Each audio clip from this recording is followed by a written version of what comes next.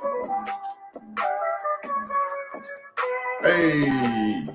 hey, hey. What's happening, y'all? Friday night with your favorite uncle, comedian Uncle Walt, with the new shit, Black Men Talk. That's right. We gonna give you an in-depth look at black men talking. You know, like fly on the wall shit. But on this show, we gonna tackle real life subjects. You know what I'm saying? Now, no bullshit. Shit to help the people. Shit to take us further. Shit to get us out the slump. But we gonna do it with me, baby. Your favorite, Uncle Walt. With Black Men Talk. Real black men talk. Now I got some special black men today. Hey, Demetrius, cut that shit, man. Thank you. As usual, y'all know we got Demetrius in the house. You know what I mean? Our favorite engineer. What's up, young fella? Good to see you. And we got some special guests in the house. We got some good brothers in the house. You hear me? We got some good brothers to talk about their experiences. That's right. You're gonna get a look in on the inside side of the game, if you feel me. Let me bring our brothers on. You know what I'm saying? Let me make the introduction.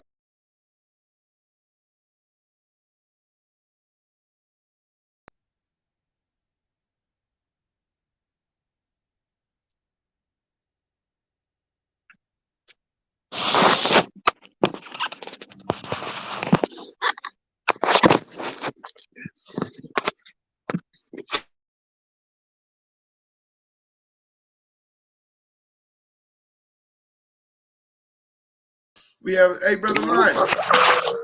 Are you there, my brother?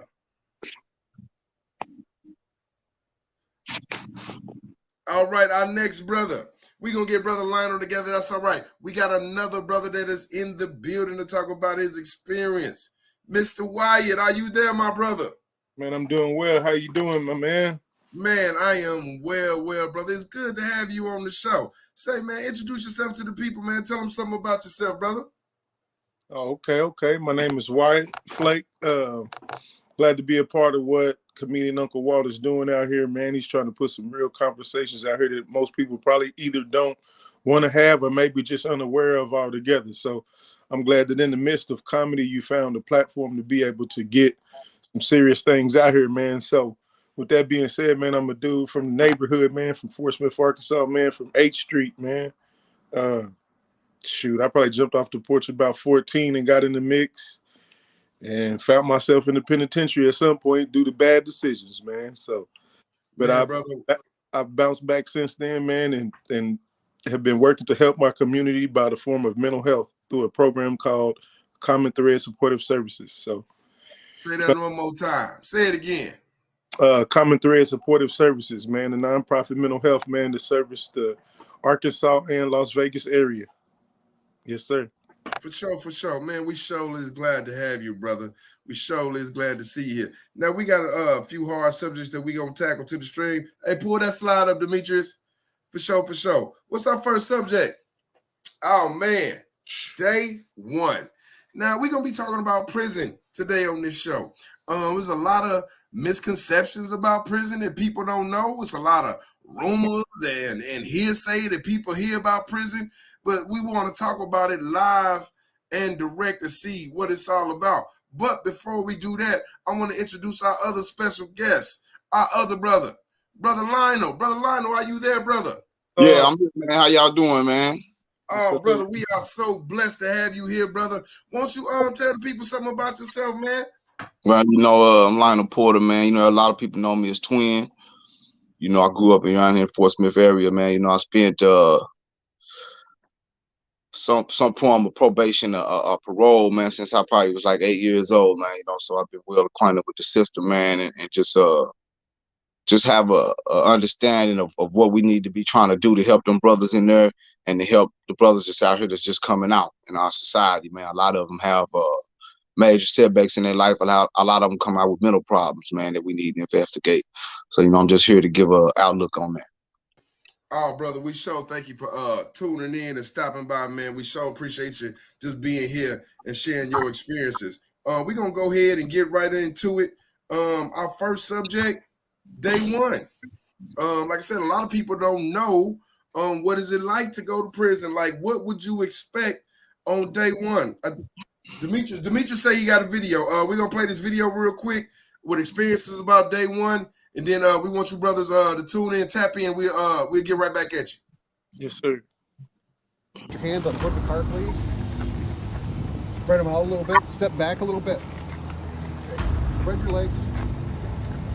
Put your hands behind your back, please. Palms together.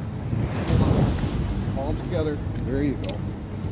It's early in the morning when I'm stopped by an Antrim County Sheriff's deputy and arrested. Before loading me into the police car, he pats me down from head to toe, and it's the beginning of one of the most uncomfortable days of my life. Anything in your hair? No. Nothing in your collar? Get in the car. Don't hit your head on the car here, okay? Just put your feet in first. I have to turn my head when the deputy loads me into the vehicle because he's worried I'll try to spit on him like some criminals do. I'm buckled in and then taken to jail, where deputies hand me off to an unsympathetic corrections officer. It's where everyone is taken to be processed. I take off my jacket, shoes, and then I'm frisked again. Do you have any jewelry on? Yes. I need all of that. My wedding ring and earrings go into a plastic bag, and then it's time for a series of personal questions. Am I on drugs? Am I suicidal? Do you have an underwire bra on? Yes. Okay. Before we get you in a cell, we'll either have you take the wires out of the bra or take the bra off. After being booked into the system, getting fingerprinted, and changing into stripes, I'm officially transformed into an inmate. Then it's a long walk to my small cement cell, where they lock me up like a caged animal. There's nothing to do, there's no TV, there's nothing to read. Deputies keep me separate from other inmates because they fear for my safety. In my cell, there's nothing to do but sit and stare at a blank wall. I pace around, thinking it will help time move faster, but it doesn't. Finally, it's time to eat. I walk down a long hall to pick up my tray of food and bring it back to my cell. It's a grilled cheese, an overly ripe banana, crackers, soup, and some juice. The spoon doesn't really look that clean.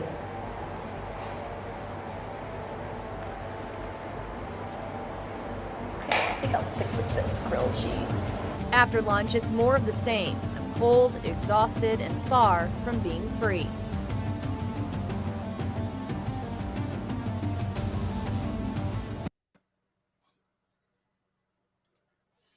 Brother Lionel, What's happening with? you saw that little news clip about the intro day one on prison, or I don't know if that was the county jail or whatever. But what is day one like in regards to prison? You know, after you get out the county, you did your time, you go into prison. Day one, you on the bus, you get off the bus. What's your thoughts? What's happening? What is it like? Man, for the record, I've never been buckled in by the police when they put me in the back seat. I just want to get that out. No, but on the real, it just depends, man. It all depends on that person. You know what I'm saying? I think everybody comes in with a natural fear. I really don't give a damn how tough you think you are. I think you come in with some type of natural fear, because even a giant knows that he's finna go against many giants. You know what I mean? And the reality of being defeated by many giants could bring a fear upon the most giantest person in their personality. So, and then you have those people that just flat out just scared, man. Just they don't know what to do. They don't know which direction to go. Then you got your connivers, you got your gamblers, you got, people just come in with all kind of aspects. Mr. Wyatt, can you expound on that? Day one, prison. What are your thoughts on that? Oh yeah, day one. It's super busy once you leave the county, man. If you go into the state, you're gonna hit your diagnostic unit. And the diagnostic unit is gonna give you, man, you come to the door, you in a line of probably about 100 people butt naked. Some dude come in, tell you to bend over, squat, cough. You go through there, they give you and ain't no fighting, ain't no complaining, ain't no resisting. No, but the coughing and the squatting. Right, because you're moving like a herd of cattle anyway. So as soon as you get naked, you got to go get pesticide and put it all over your body. and shower and wash all the pesticides and stuff, pesticide off of you. And then they go in there, man.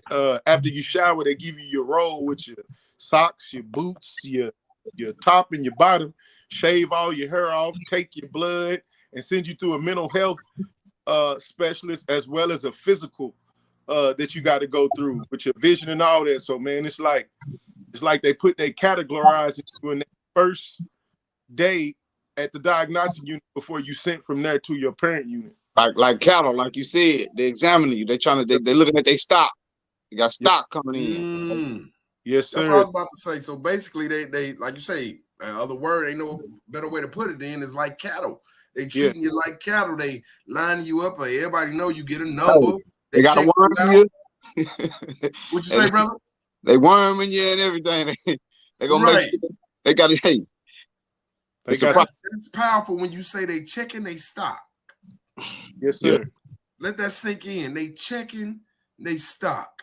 Man, yes, that is powerful. And man, if they, I was going to say, if they deem you as weak, then they shift you over to if they deem you as weak and not meeting the standards to work for the penitentiary, then you stay in the diagnostic unit and go into like a hot type setup where they can monitor you. But if you got any type of strength to you, you about to go out and work in that field.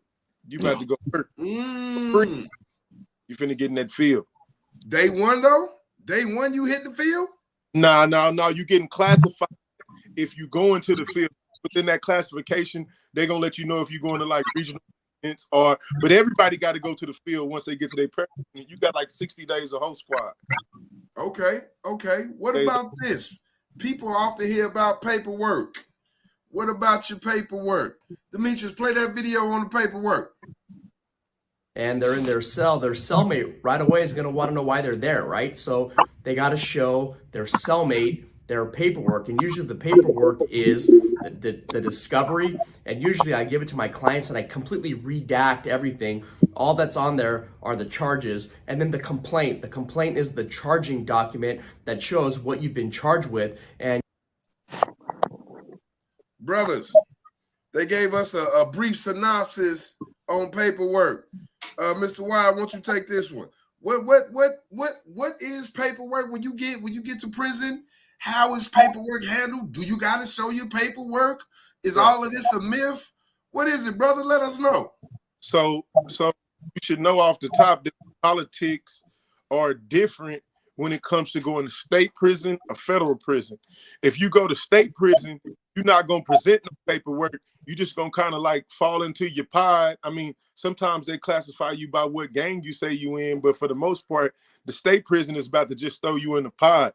When you hit the feds, you're going to have more of a paperwork situation to see if you snitched or didn't snitch. But in state prison, you just go to a pod. You don't even show paperwork. They don't do paperwork checks in state prison. Yeah.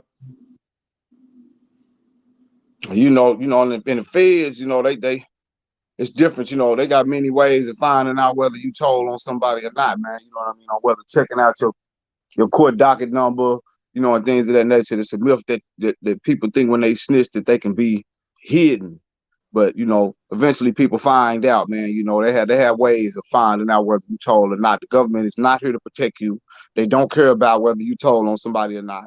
Only thing they care about is a conviction, and using you as that part of conviction. Once you served your purpose, they feel like you got the time that they gave you off. That was what they gave you. They not offer you no protection. So people think that the government can offer you protection, and they don't, because the prison system and the government is two different entities. For sure. So in regards to paperwork, have you ever been in a situation where somebody pressed you like, let me see your paperwork or where your paperwork at? Because, a lot of times when, people ain't been to prison, they can only go by what they see on TV and in the movies. So is that true where somebody press you about, let me see your paperwork? In the feds, you gonna get pressed about the paperwork, man, because when you in the feds, you got to belong to somebody. You know what I'm saying? It's a thing called politics, and that's a whole nother little old conversation. But people gonna want to know where you're from. And the majority of the time when you walk out on the yard They already know where you from, what city you from, and all that. There, you know, they gonna ask you what you doing. Is you banging with the Arkansas cars? You gonna be with the gang cars? You gonna be with the religious car, or whatever, you know. And then from there, you know, you gonna have to show that work. You go to a cell, your cellie gonna want to see that paperwork. He gonna have his paperwork out for you to see. Right, and not to mention there's an inmate doing your paperwork. So ain't no hiding anyway. It's gonna be an inmate. That paperwork gonna run across that inmate's desk. So what happens in a situation where, you know, you present your paperwork to your cellie, and for whatever reason he don't like what he see? Oh, yeah. You got to go. You got to get out his cell anyway. You know, simple as that. Simple as that. Yeah, because the only thing he really ain't gonna like is if you was a rap and you done cooperated with the state, and he's not gonna put somebody in his cell. He's like gonna tell on him no matter what he is ain't doing in his cell. He don't want nobody to. And the feds, when you get to a cell, 9 times out of 10, you already gonna be in the cell where you gonna be good. You know what I'm saying? Bro, people don't put you, you know, when you say you from Arkansas, okay, cool. They're gonna try to get you around some brothers from the South, or get you in there with somebody from Arkansas or something that's close to that. You know what I'm saying? So you already gonna be in a comfortable situation. You know, brothers gonna give you the opportunity to become a man and be yourself if you ain't told on nobody, or if you ain't did that, you know, outside of rape and all that, you know, and things of that nature, you know, to get you in a bad situation. Child molestation and things of that nature. On your paperwork, if let's say you a rat, you a snitch on your paperwork, shit. Is it any way that you can shape that, or how you live as a snitch if that's on your paperwork? How do people live? How do motherfuckers survive in prison if that's on their paperwork? They survive in the cell, 24-hour lockdown, protective custody. Yeah, that's it. Ain't no way you can redeem yourself, or ain't no coming back from that in prison. Not in the feds. Well, what about state? Because you say not in the feds, like in the feds, it's nothing you can do. Yeah, is it different in state?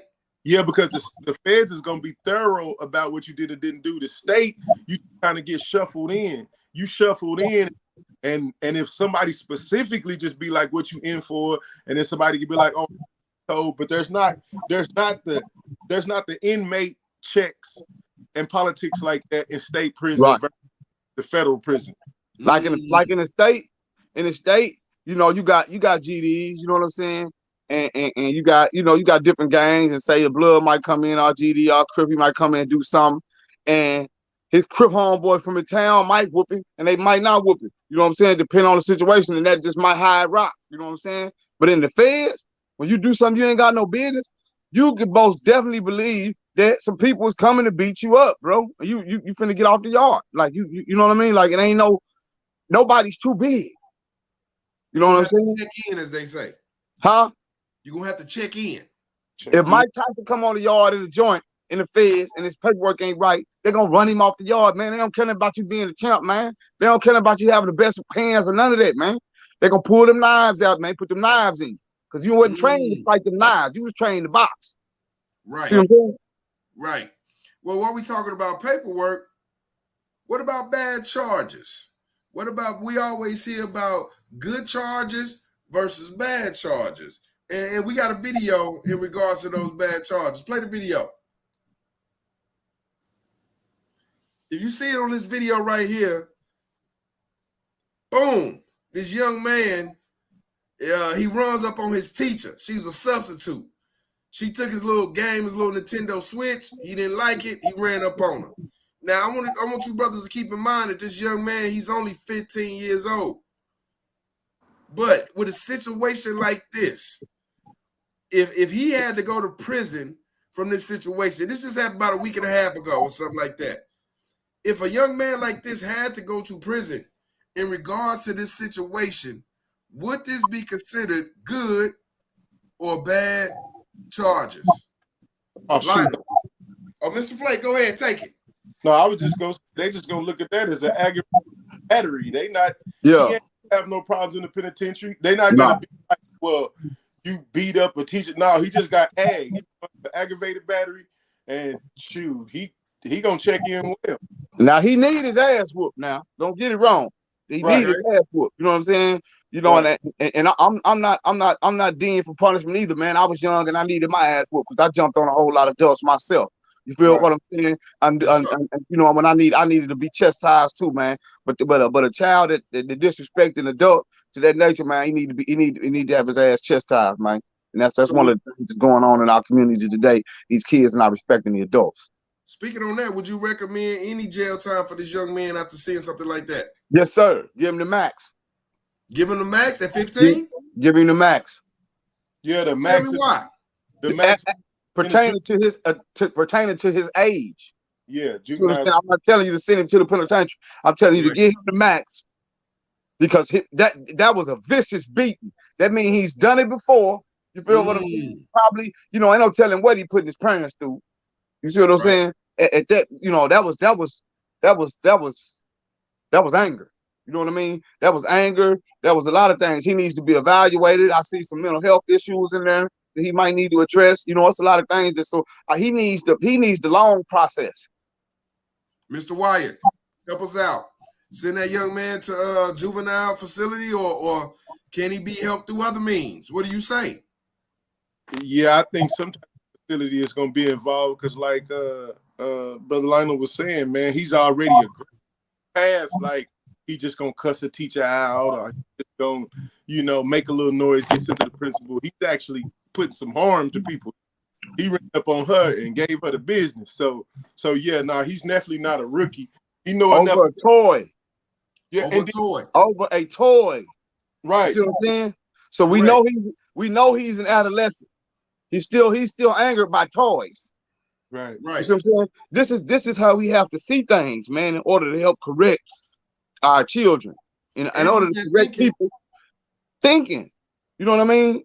Because to your point, Lionel, though, you say he's a child, he's an adolescent. He flipped out over a toy. he flipped out over Is toy. some type of lockup the right thing for him with that mindset of he basically had a tantrum. And I'm not taking up for this young man. I'm just looking at the other side. But if you want to look at it, you talk about he's a child. He's 15. He had a tantrum, a violent, outrageous tantrum. Is jail the answer? A tantrum is maybe knocking something off the teacher desk, man. I fold my arms and refusing to get up, or trying to out-talk the teacher. Man, he viciously beat that woman. That was an aggravated assault to his highest degree, bro. Like they other teachers tried to pull him off. He roared him back off, got back on him, man. You know what I'm saying? Like he did. Mr. Wyatt, if you sit down with this young man face to face, what would you tell him? What would you talk to him? What will be your answers to him on how to steer him in the right direction in regards to something like this never happening again? Not only for the safety of the public, but for the safety of himself. Yeah, my first would probably be what's on your mind. I would know what's on his mind. Say that he don't know or he don't know it, then that's gonna kind of let me know, okay, so whatever trauma you've experienced that has made you act more violently, you don't even understand it. Therefore, the odds of you reciprocating it are like 80% because he still fails to understand why he's acting the way he's acting. See, so that's gonna have to get chopped up and broke down. Otherwise, every time he has an emotional fit, it's gonna be violent. So we brought up bad charges. Y'all said that wasn't an example of bad charges. Lionel, give me an example of bad charges. Somebody coming to your cell. What is child bad charges molestation, on their paperwork? rape, child molestation, snitching, beating up old folks and beating up people that's powerless to, you know what I'm saying, to defend themselves. You know, those are all bad charges, you know, that you can go to jail, man, and, you know, and receive the punishment for. So if you got bad charges in jail, Mr. Wyatt, what happens to you? What can you expect if you got bad charges? The charges that Lionel just mentioned, what a person with those charges, what they looking at when they go to jail? What kind of life do they have in prison? So watch this. You not believe what I'm about to say. The state setting, they're actually sent to a protective unit within the penitentiary system. And a lot of times, remember a while ago, I mentioned that diagnostic unit that you go through.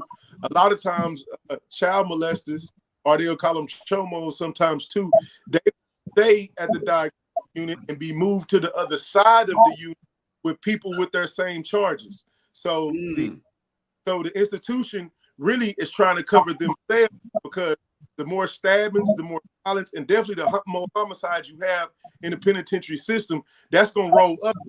The inmates might be doing it, but the warden going to get in trouble, the lieutenant going to get in trouble. The state is not going to go for people continue to get assaulted and murdered in the penitentiary. So now in the state form, they just send them to their own part of prison, and they stay there and they playing volleyball, badminton, basketball. They just playing with people with them same bogus charges as them.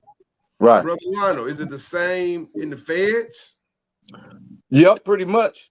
You know, pretty much, you know, because here's the reality of it is, man, so many of them nasty motherfuckers out there that you can't, you got to have somewhere to put them now. You know what I'm saying? Like it's really becoming, this internet is getting a lot of them exposed, you know, a lot of them, so they have to have somewhere to put them now, because they can't, you know, they can't put them in population. You know, they gotta create some situation where, like, they gotta create a prison for them, a side of a prison for them, certain yard for them now. You know, it's ridiculous. Right. I stay off with their heads, man. Well, leading to that, what about gangs? You know, everybody talk about, you know, in prison, of course, there are gangs. And, you know, when you face some gangs in prison, if you're not gang affiliated or don't know nothing about gangs, you may have some issues. Demetrius, play the video in regards to gangs, brother. Way of life. Many are doing what's called flat time, a tough group to manage. They know exactly when they're getting out, have nothing to lose, and fight to carve out their own turf. The Bloods are known for extortion, robbing and stealing to get what they want. The Aryan Brotherhood runs the gambling rings and enforces their own brand of racial separation. The Hispanics are the upstarts, few in numbers, but known for dealing drugs and making weapons. They are competing factions that can make for a volatile mix. There's strength in numbers. And plus, we try to dominate over everything, you know what I mean? If we want to do something, we can do it whenever we want, however we want, no matter what. Can't nobody stop us. If somebody try to stop us, smash him out and get him out the way. There's people who's not members, but in some way, shape, form, or fashion, everybody's affiliated. Gangs run everything. Everywhere you go, you ask anybody, and it's a gang that runs that joint. I've been in extortion, you know, I've taken hits for people, you know, to make money, you know what I mean, to get what I need. Certain things I'll take from, you know, I'm a predator, man. I am at the top of the food chain. 29-year-old William Sams fashions himself the quintessential gangster. He's white and violently proud of it, a ranking member of the Aryan Brotherhood. The power makes you comfortable, and here that's what you shoot for. You get your hands in everything. You get your hands in the dope, get your hands in the black market.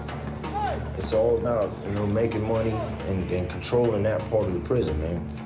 I can lay back and relax, but I like what I do, you know? I enjoy fighting. I enjoy getting in trouble and partying and getting drunk and beating up black dudes, and that's my thing. I enjoy that. By joining the Brotherhood, William Sams has chosen to leave his free world life behind. And with that change, a new name, Bulldog. It takes a lifetime to build a reputation and to earn respect. It only takes 10 seconds to lose that, you know? In a nanosecond, you can become a just like that. In 2005, William Sams got into a drunken brawl with another man, stabbing the victim to death with a broken beer bottle. He was convicted of felonious assault and manslaughter, and his sentence will keep him behind bars until he's 40. A perfect mark for the gangs, young and angry with a long sentence and nothing to lose. I had been in the joint about 3 months when I was approached. I had been fighting left and right, you know what I mean? Because that's what I do.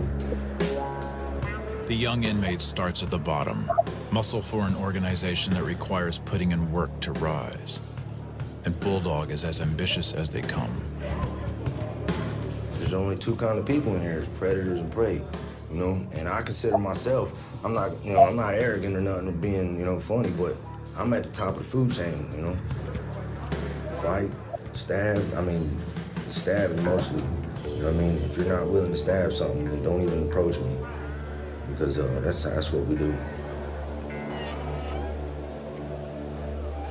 That's putting in work. You know what I mean? That's gangster. I got it. Dirty white gangsters.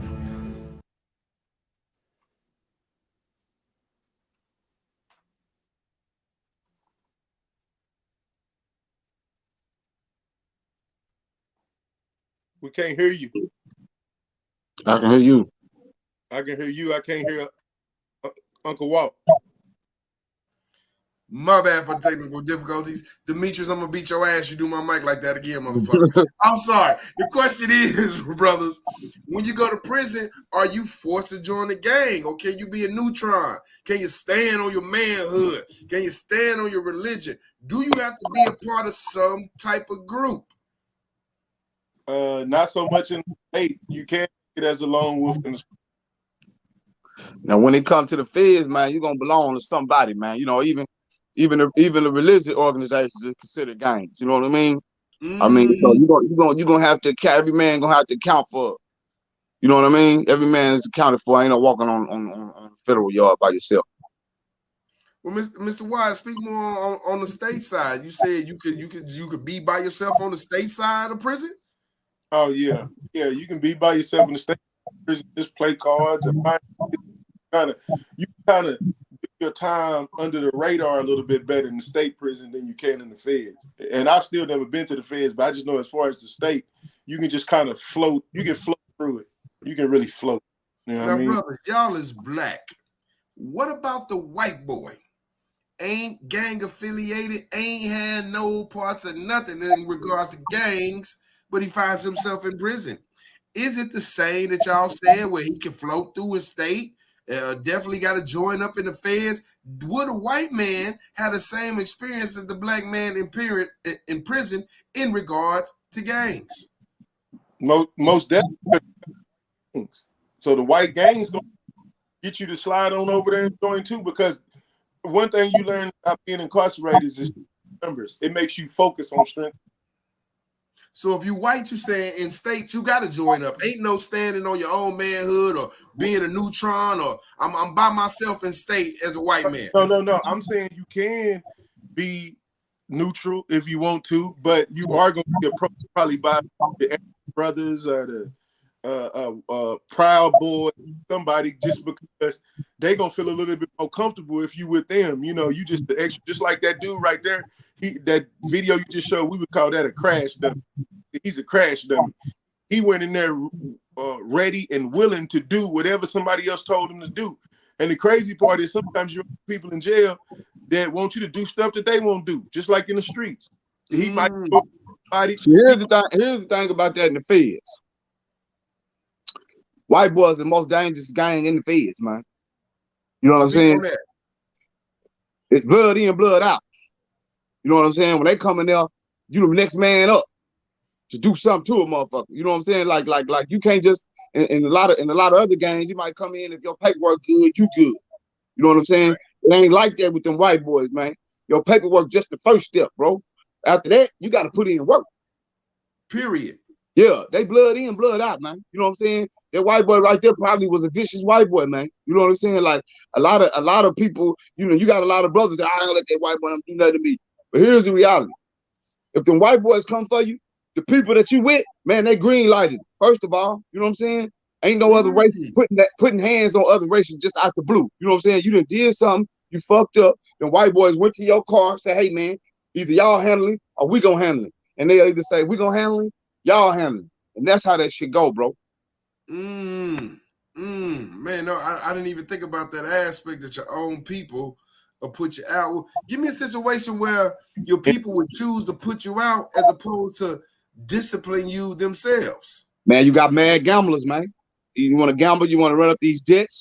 You get your car, man, and paid up 2-3 debts, man, for you on this table gambling. Or you at the store, man, you done ran this bill up and can't pay this, man. You done bought some food from some, or bought some drugs from somebody and can't pay. You know what I'm saying? And your car just be fed up with it, man. And then, sometimes, if it's a close-knit car, maybe they don't want to be the ones to kill you. You know what I'm saying?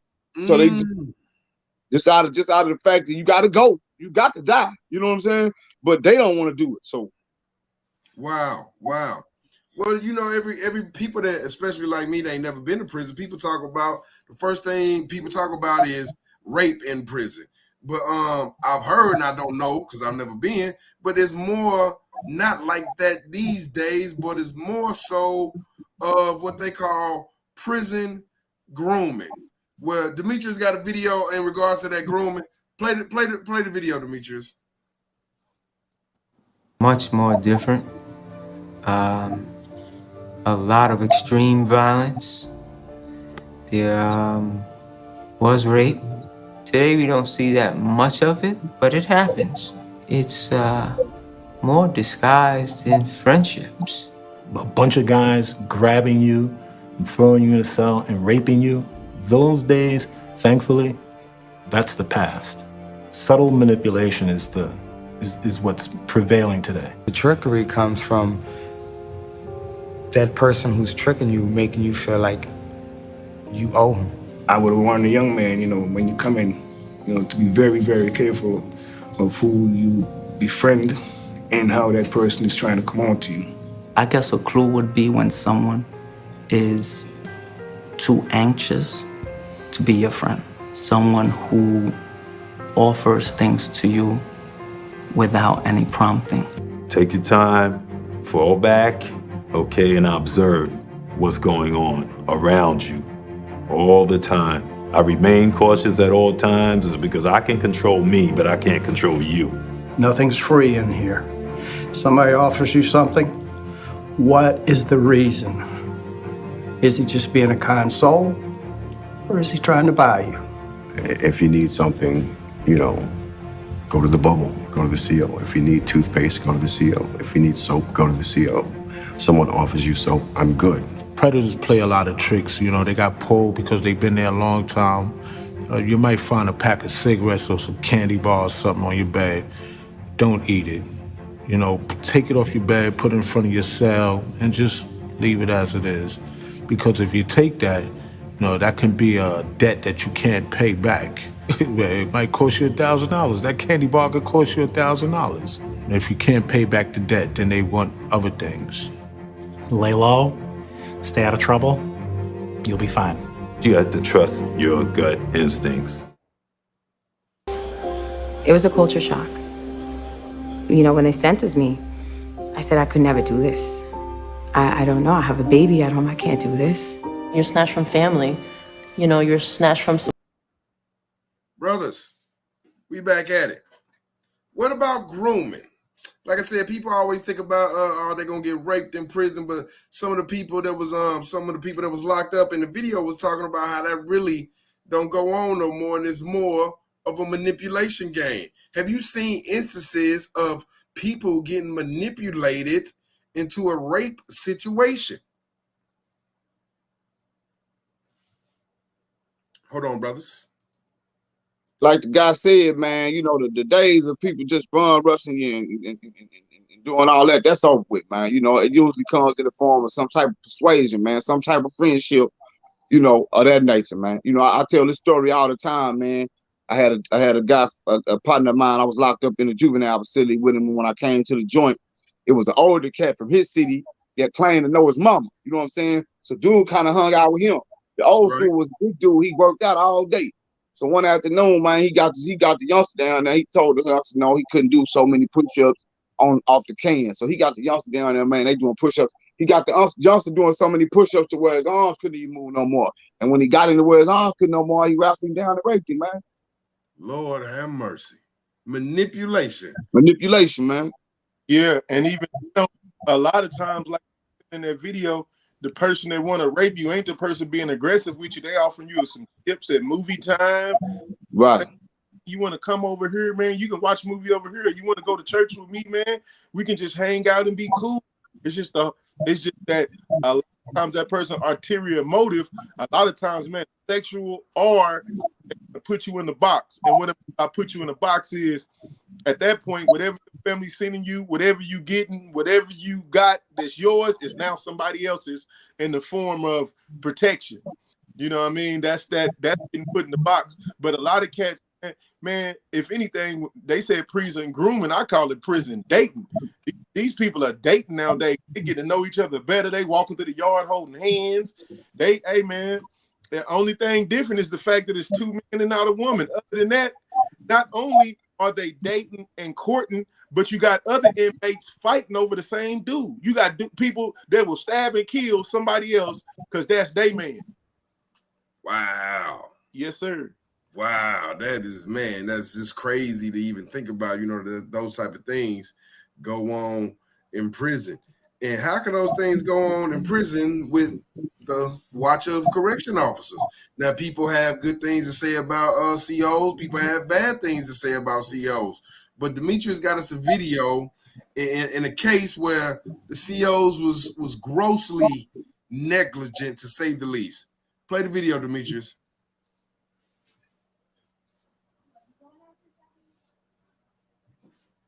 He was right up against the door.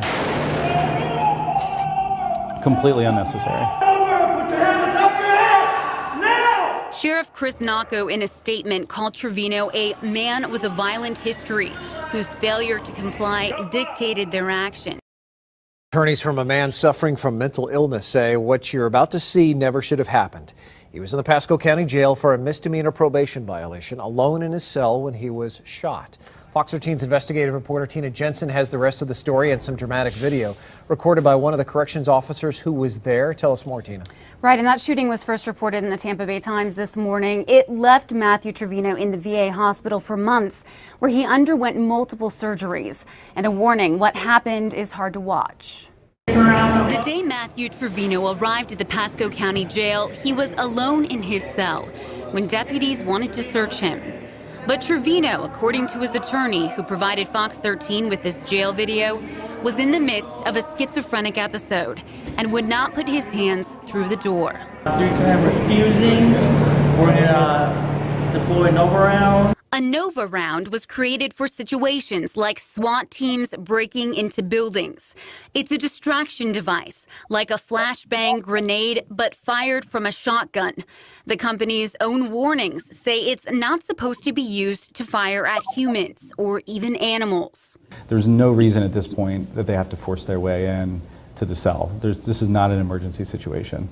They certainly don't need to use this level of force. Later, when the officers file their reports, they claim that Mr. Trevino had backed away from the door and that the round ricocheted off the floor and struck him, which is just 100% false. And you can see it in the video as we continue.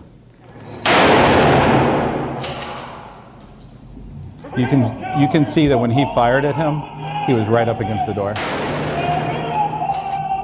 Completely unnecessary. Sheriff Chris Nacco, in a statement, called Trevino a man with a violent history whose failure to comply dictated their actions. Trevino has no violent crime convictions. Were these deputies aware that he had mental illness? I don't know how you wouldn't be aware of it. He is absolutely having a schizophrenic break, and the statements he's making are bizarre. Trevino's attorney said none of the officers have been disciplined for the incident. There was a finding essentially that because there was no actual policy in place on the use of this round or how to use it, no policies were violated, so therefore no disciplinary actions were taken. State Attorney Bernie McCabe didn't respond to questions about whether his office has looked. God damn. Did you see that shit, brothers? Yeah, I seen that, man. Did y'all see That's that some everyday shit. Yeah, that's everyday shit. See, this is what the reality of that is, man. These officers are comfortable with doing what they've been. That's because they've been doing it. We just shocked because it's the first time that we see it out here on TV. Man, that's happening right now as we speak in 3, 4, 5, 6, 7, 800 jails around the United States of America, man. They are abusing people, man, in these jails. That gun is a riot gun. That's what it is. It's supposed to be used in riot situations. Man, ain't never be no riot with one man, first of all. Right. You know what I'm saying? It's never a riot. And then he didn't pose a threat because he's behind another door. You know what I'm saying? So he doesn't pose that kind of a threat. You know, you could have thrown some trick ass up in there on him and got him to act right. You know what I'm saying? Right. Mr. Wyatt, what say you, brother? Is that type of force necessary? I mean, do you see is more COs like that, or is that just a small fraction of the COs that people encounter in prison? Are most of them bad, or are most of them all right?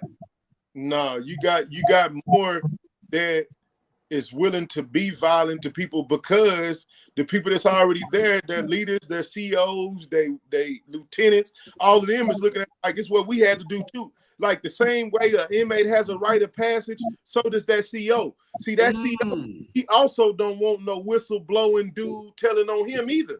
So he trying to, well, if I go in here and rough dude up, you need to come with me, and we're going to do this together. And if the report comes back that you told on me, now me and the rest of the COs don't like you, and we're going to get you off the yard.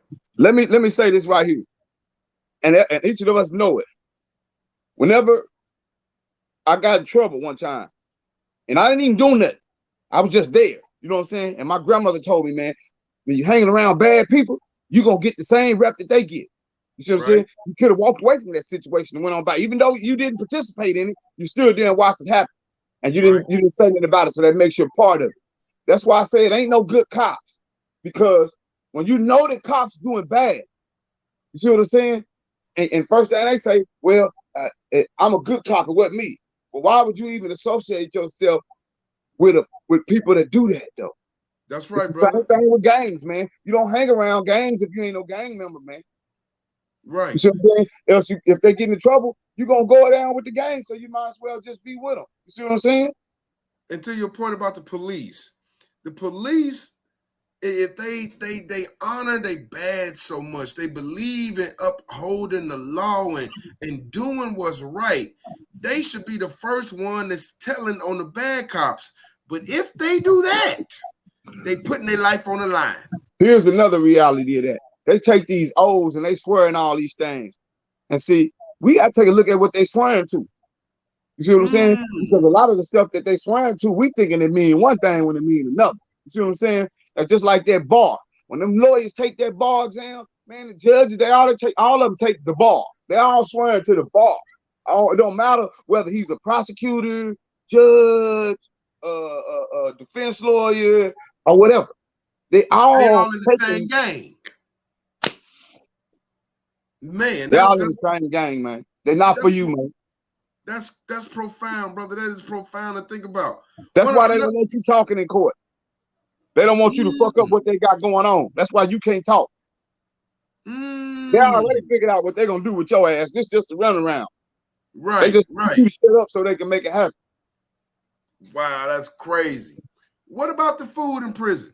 People always talk about food and prison food and this, that, and the third. Demetrius, roll that tape about the food. Every day we serve approximately 2,700 to 3,000 meals, breakfast, lunch, and dinner. We have 18 to 20 inmates who work 2 shifts through the day. Trays are assembled on a line. Each inmate is responsible for giving the correct portion of food on that tray. Today we're having corn dogs, potatoes, salad, and green beans along with a yellow cake. Good on that. Hey, this one is special. It doesn't get any of that salad. It doesn't get the vegetables. Potatoes.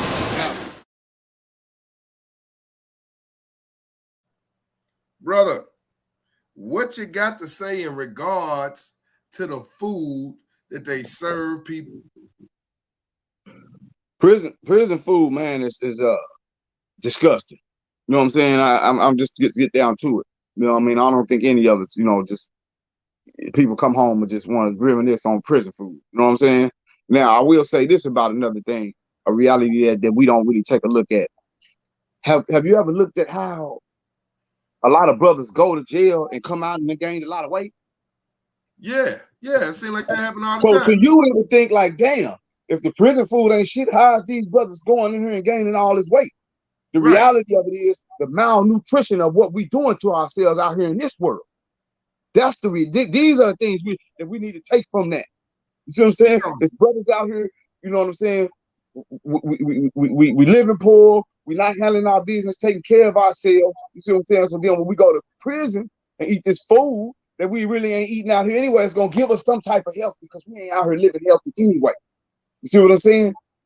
So that should be a testament to every man when he go in and come out with a little weight, because we know that they ain't feeding you shit in prison, bro. They give you little portions of shit. You know what I'm saying? It just shows the fact that how bad we living out on the streets, that we got to go to prison and come home looking better than how you looking when you're living on the streets, even eating shit food. Correct, brother. You know what I'm saying? And you know, a lot of it just got to do with, you know, having a good woman, man, which, you know what I'm saying, is gonna make sure you getting fed. If you got a woman, man, you make sure she's a good woman, man. You better make sure she feeding you. You see what I'm saying? Make sure, you know, because you're the driving force, man. You know what I'm saying? You are the person that's supposed to make it happen for the family. You know what I mean? I ask people this question all the time. If it's you, your wife, and the baby, and it's one piece of meat, who y'all gonna get a meat to? You see, emotionally, everybody gonna want to get a meat to the baby, right? But the baby ain't the one that got to go out and hunt to feed everybody else. You see what I'm saying? The man got to eat that last piece of meat because he's the one that got to go out there and provide for the family. You know what I mean? And that's just the reality of it. It's not an emotional situation. And we'll make it an emotional situation and give it to the baby, and then everybody will die.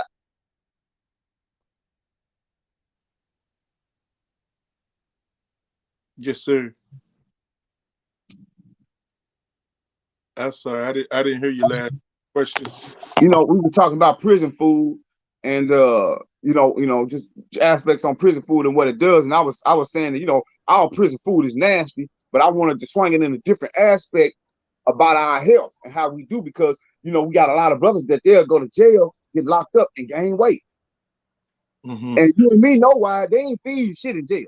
But Mr. White, I wanted you to come in and speak about the commissary aspect, because commissary is a part of prison food. Speak to the commissary aspect, like how that goes, and borrowing commissary, or do you need commissary to survive? Since Brother Lionel says the food is shit, how does commissary play a role in the whole prison system? Well, because it's a form of big business. That commissary is big business. The reason, man, listen.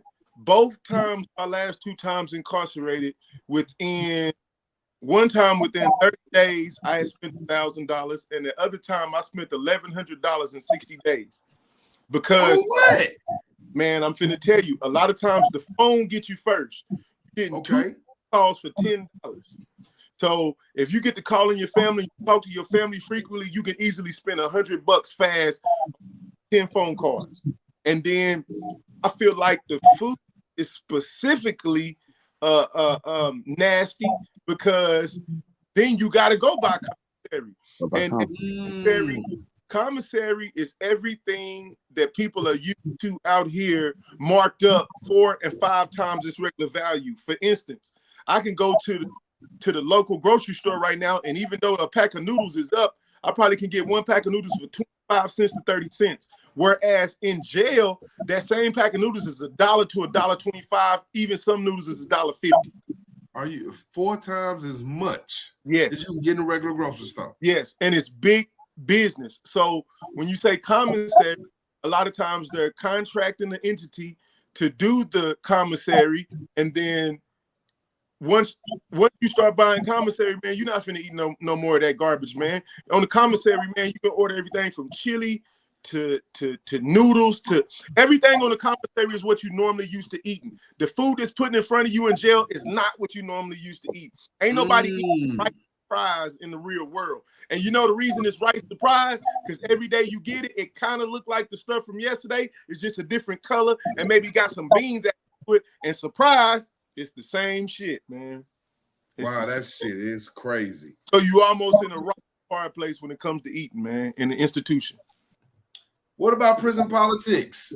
Do you have to politic in prison? What is prison politics? Should you be involved in prison politics? How do you politic in prison? These are all questions that people want to know.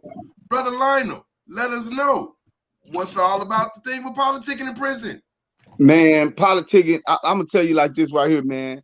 Politicking is necessary. You know what I'm saying? I wish it was a whole lot of politicking going on in the Arkansas prisons. You know what I'm saying? Because I believe it keep order. You know what I mean? It keep people from doing vigilante stuff. You know what I'm saying? That's just like on the yards I was in the feds. it was always a no hands policy. You feel what I'm saying? And what a no hands policy means, you just can't go put your hands on somebody without getting the green light. You know what I'm saying? So that gives the opportunity for two able-minded people to come up with a decision when you have two aggravated people want to kill each other. You see what I'm saying? Because when you become emotional, sometimes you can't think. You see what I'm saying?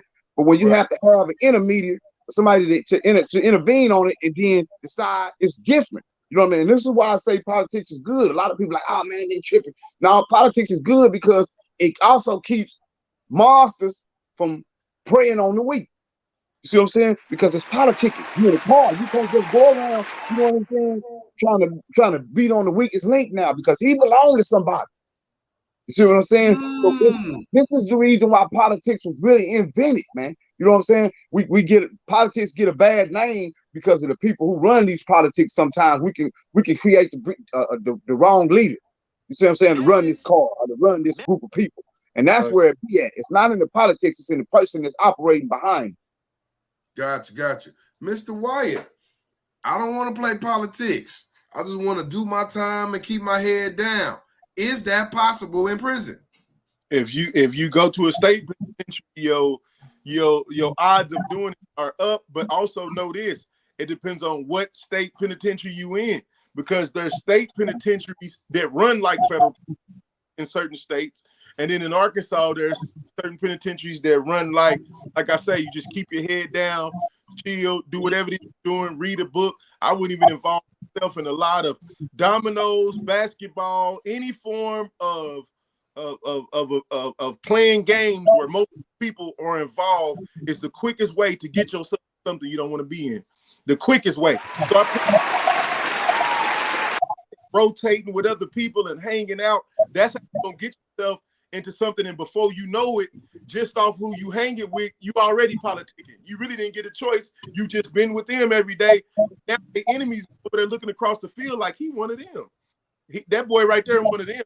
So now you done got yourself in politics, whether you liked it or not, you know. But again, in ADC, the Arkansas Department of Corrections, you can, man, get into some schooling, get into some studies. You can get into different things that kind of pull you out of what we call general population. General population is where all that movement going. It don't never stop.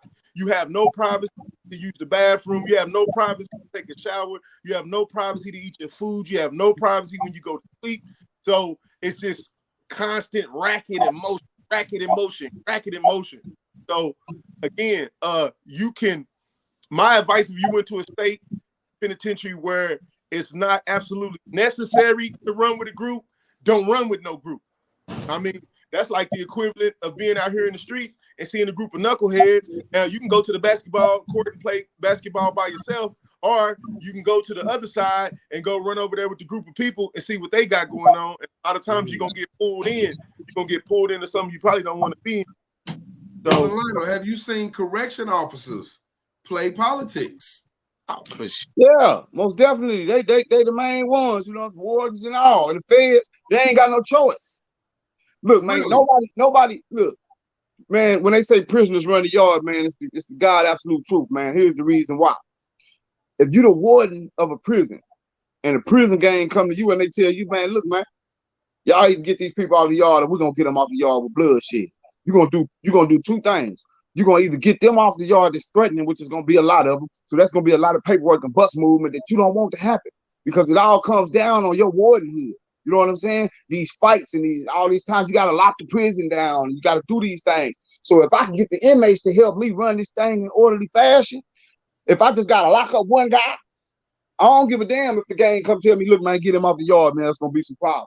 Man, they finna come put you in the cuffs, man. They finna get you off the yard because to the warden, you a problem, not them. Mr. White, have you seen a case where a CO was playing prison politics and it went terribly wrong for him or her? Oh, most definitely. And I'm gonna tell you an example. To me, the fastest way for that CO and that inmate, the second they cross a line. So let's say the inmate got he done got cool with the CO bringing him in cigarettes or bringing him in cell phone or whatever the case may be.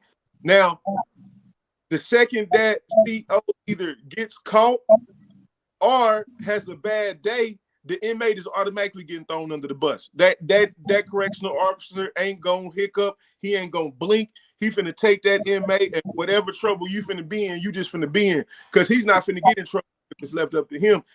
In his politics, you on the low end of the totem pole, and he on the high end of the totem pole. So I never like even talking or getting involved with nobody, because my thing was, I'm here as a punishment, you here as a job. We are not the same. And since we the same, ain't no point in me rapping with you or doing your job, because you get paid to do that job and I don't. You know what I mean? Like, you don't want the extra stuff going on where everybody stay in trouble and stay locked down. But man, me personally, it's best not to even get involved with no correctional officer, period. Because in the end of the day, you getting thrown to the bus. It ain't it's not if, it's not maybe. You lose 100% of the time. Man, thank y'all for those thoughts on that, brother, about those prison politics. Hey, next we got coming up to the show is Listen to Your Uncle Walt. And this week, since we talking about prison, let me talk to y'all. Give me on that screen, Demetrius, goddammit. Put that up.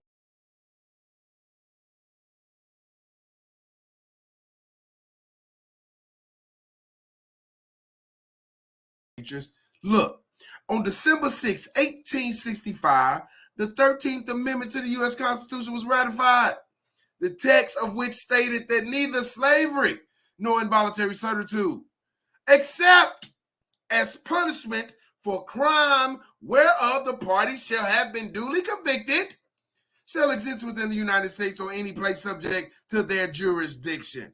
Now, a lot of people love the 13th Amendment. They say, oh, it ratified slavery. Ain't no more slavery. Wrong, goddammit, wrong. Let me tell you what the 13th Amendment really did. According to the Constitution, it did not ratify slavery. It switched the motherfucking game. I just showed you what that motherfucker said. Put it back up there, Demetrius. It didn't say it ratified it. It moved it. This part in red, except as punishment for crime whereof the party have been duly convicted. Now, we can argue all day and all night about being duly convicted by a racist system. However, once you in that prison system, you's a slave. Listen to your Uncle Walt. Stop giving them time. That's right. I said it. I stand on it. Stop giving them people your time. You need it out here in your community. You need it out here in your family. You need it out here for your children. God damn it, you need it out here for your grandchildren. Listen to your Uncle Walt. Prison is slavery. Stop going to slavery, goddammit. You heard it right here. Listen to your Uncle Walt. Stop that slavery bullshit. Listen, we're going to come in with our final thoughts. Brother Lionel, man, I want to thank you so much for being here, brother. And I just want to get your final thoughts on the show today. How can the people find you? How can they get up with you? Just leave us with some blessings, brother. Sign off for us. What you got to say, brother Lionel? Man, I'm on Facebook, man. That Lionel Porter, man, y'all can check me out. My final thoughts is this, man. You know, we gotta start with our families, man, and our communities, man. We gotta stop them from going to prison, period. You know what I mean? That's the reality of it. You know, we trying to stop them from going to prison, period. We need to get into these prisons and evaluate some of these brothers. Some of these brothers have mental problems, man. They're not criminals. So we need to develop some type of mental health program where we can get in there and start evaluating these brothers, because people, unbeknownst to us, when they shut down the mental health institutions, that money went to the prison systems. Go chase the money, y'all. That when they shut down our mental health institutions, they took that funding and gave it to the penal system. You see what I'm saying? So we have to go there to evaluate our mental health now, you know, unfortunately. Thank you, Brother Lionel. Thank you, Brother Lionel, man. Blessings to you, brother. We appreciate you being here once again with Black Men Talk with Uncle Walt, man. Hopefully we can do this again real time in the future. Blessings to you, brother. Hey, stick around backstage and we're going to talk about a few things. Hey, Mr. Wyatt, you here? Brother, give us your final thoughts. What you want to leave the people with? How can they find you? What you got going on? Talk to us one time for the one time. Okay, that's 479 Mac on Instagram and it's Wyatt Flake on Facebook. And let me say this. This is what I want to leave the people with straight up. Listen, slavery did not stop. It did not hiccup. It mechanized. Why do I say slavery mechanized? Slavery mechanized because instead of having 1,000 acres that a slave owner owns and chases the slaves around on and tries to keep them contained, they simply invented a form of incarceration where one man can go to a control booth and keep a handle on thousands of inmates. So when they mechanized slavery and went from plantation to penitentiary, they simply created doors, riot gates, and control systems that allow one individual or a few individuals to watch thousands of individuals. So I won't, if I could leave any thought in anybody else's mind, it would be to focus on the fact that slavery is still alive and thriving.